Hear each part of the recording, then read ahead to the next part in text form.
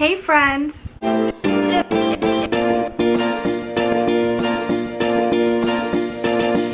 This video is in collaboration with my friend Roxy at Hollow Hollow Adventures. I'm going to post a link to her channel in my description box. So a few weeks ago I did a what's in my bag video, and Roxy and I thought it would be fun to collaborate on an updated version.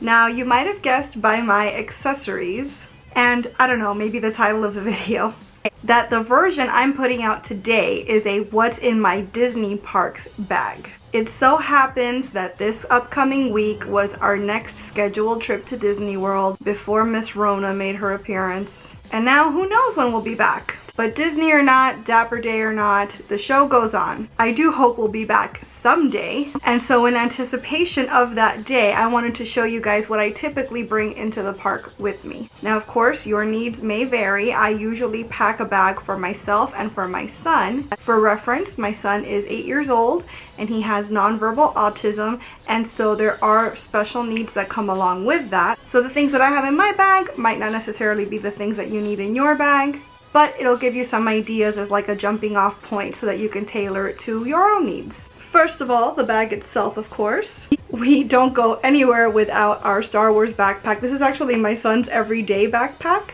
and I think I got it on Amazon for like $7 like 3 years ago. But my mom is very crafty and handy, and so she reinforced the inside with some heavy duty canvas. So this bag is going to last us a good long while, and it carries quite a bit. Plus, I like that it's adjustable to fit both myself and my son. It's super comfortable, and it's just one big open pouch basically with the front pocket as well that's also pretty roomy. So there's plenty of space in here for everything we need. So I always pack some chewies for my son, and these are sensory tools.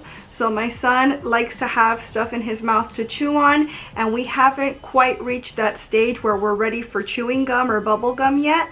So these are appropriate things for him to chew on that are safe, and I don't go anywhere without at least a handful of these. I of course never go into the parks without my basics, which is my wallet, although usually what I'll do is I'll just take my ID and a debit card.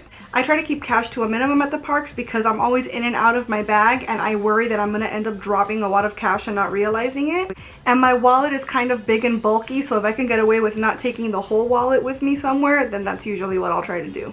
I don't go anywhere without my camera, which I'm currently using to record this video, but this is the case it usually lives in, so this goes right into the bag. And I always take multiple sets of 2 quarters and a penny, the shiniest, brightest pennies I can find, because we use these for the pressed penny machines. Now there's a whole bunch around the parks that you can just like swipe your debit card and it'll provide the penny for you, but that's no fun. Oh, we have even more chewies in the front pouch. We like to carry these little phone bank things. You do need to bring a cable for them, so keep that in mind, but this is like solar powered. We always charge it in the room before we head out to the park, so it does have a full charge. But in the meanwhile, it's got this little carabiner that you can attach to the stroller, or in my son's case, his wheelchair. And so it's collecting sunlight while you're just walking around the park, and then if your phone starts to go low on battery, you can just connect it right here, connect the other end to your phone, and you've got a full charge basically waiting for you. Now Disney does have fuel rod locations in all the parks, so you can pay $30 for a reusable charger basically for your phone. It's like a battery bank, and when it's drained you can just go back to the machine, put that in, and they'll give you a new one for free. But if you don't want to pay $30 off rip, I think this is like 11 bucks on Amazon. Of course, my phone comes with me everywhere. I don't go anywhere without a full change of clothes for my son, because you just never know. Again, of course, if you need to, you can buy clothes at Disney World, but I'd rather save the $30 on a new t-shirt and just bring one from home. Along that same vein, I always bring in at least a couple just plastic baggies like from the supermarket, because if your clothes does get dirty enough to need a change, you're not going to want to just throw it into your bag as is, so I like to wrap it up first. I always like to bring in at least a couple hair elastics because they might break, they might get lost, and I promise at some point in the day you're going to want to pick your hair up. Got some sunscreen here for the kiddo. This is a spray-on sunscreen from Baby Ganix. We don't usually use sunscreen at all because it's not great for you, but I feel comfortable with the ingredients in this, and we're gonna spend a long day out in the sun, so it's better safe than sorry. especially for his cheekies. His cheekies always get so red, poor guy. He got his mama's complexion. We go from pale straight to lobster. There's nothing in between. This is something that I've not yet taken into the parks, but it is a thing that maybe next time I'll have to take into the park. My mom made me a Mickey themed mask. So there's an elastic back here, 2 of them. They go over your head and it fits well, it fits properly. It's not the most comfortable thing, but masks aren't supposed to be. They're meant for keeping you safe, not to be like a fashion statement. But yeah, she made it with the little wire here so that you could fit it straight to your face. It's double layered, so it's got cotton on the outside, and then the inside is actually denim, so it's a nice thick material. This is not meant to like keep you safe from anything, but it is a nice precaution to have. Again, I just have this in case I need to go like grocery shopping or something, but who knows what it's gonna look like when the parks reopen? Who knows when we'll be back? Who knows if wearing masks around is just gonna become our new normal? So I wanted to throw this in there because it might just be something that ends up in my bag next time I go to the parks.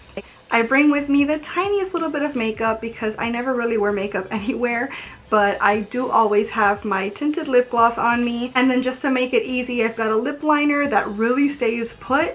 I've got some mascara. Boom. Suddenly I don't look like a troll, and it took like 2 steps. And so I just keep this in my bag for touch-ups, although to be honest, I'm very rarely going to reapply anything except maybe the lip balm. Something I don't have to show you guys right now, but that I do always include in my bag is at least a little Ziploc of baby wipes. They come in handy for all sorts of things. I try not to leave the house without them, period, but especially if I'm going to a Disney park, baby wipes are key. And then the last few things that go in my bag are snackies. So I always take some sort of cereal or chips or something in my backpack, along with a soft-sided cooler with my son's like bacon and his lunch and fruit and things like that. So that is a separate bag, which is why I'm not showing you that, but this does end up in the backpack along with probably like a bag or 2 of potato chips. And then for myself, I always like to bring a variety of nut butters because they're easy to transport, they don't need refrigerating, they're tasty, and they keep me going. So this is chocolate, hazelnut, and almond. This one is macadamia with sea salt, and these are so good. They're so hard to find. I've had a hard time finding them anyways, but they're flavored almond butters that are also keto. So yummy. The banana peanut butter kind is my favorite. So these go in there as well. I might also pack like apple slices or something in one of these. Keep in mind that Disney does not allow you to bring glass Tupperware into the park, and we tend to avoid plastic just in general, so these steel lunch boxes are always in my bag. Speaking of steel, we always carry around our reusable straws as well. We've got steel ones and we've got silicone ones, and I keep a variety of them in this little pouch. So that just goes in there, and those end up in our bag as well to use all over the park. I appreciate that they don't use plastic ones anymore, but the paper ones just don't work for my son. So we would rather come prepared than have to use what they've got. And speaking of, I also always take with us one of his steel cups with a lid, because we will fill it up with water before we leave the hotel, and then we'll refill it throughout the day with ice water from the parks so that we don't have to buy plastic bottles of water, but he always has something available to drink. And the very last thing, of course, that I never go into the Disney parks without is my magic band. This doesn't exactly go in my bag, but it is a pretty important thing to bring with you into the parks because it has your ticket information on it. It's how you use your fast passes to get onto the rides. You might even set up a credit card with it so that you can use it to pay for things in and around the park. Very useful, very important. Not necessary, because if you're just buying a ticket the day of, they'll give you a little card to use instead. But this is much handier because you don't have to keep popping it in and out of your pocket. It's just on your wrist all the time. So there you go, guys. That's what's in my bag, the Disney Parks edition. Did I miss anything? Is there anything that you always take into the parks with you that I should consider bringing with me next time? Let me know in the comments. And make sure you check out Roxy's video as well. Remember that her link is going to be in my description box. I can't wait to see what's in her bag. Thank you guys so much for watching this video. I hope you enjoyed it, and if you did, I hope you'll please give it a big thumbs up. I'd also love it if you would subscribe and click that notification bell, because I post at least 3 times a week and I wouldn't want you to miss a minute. Thanks so much again for watching, and I'll see you real soon. Bye!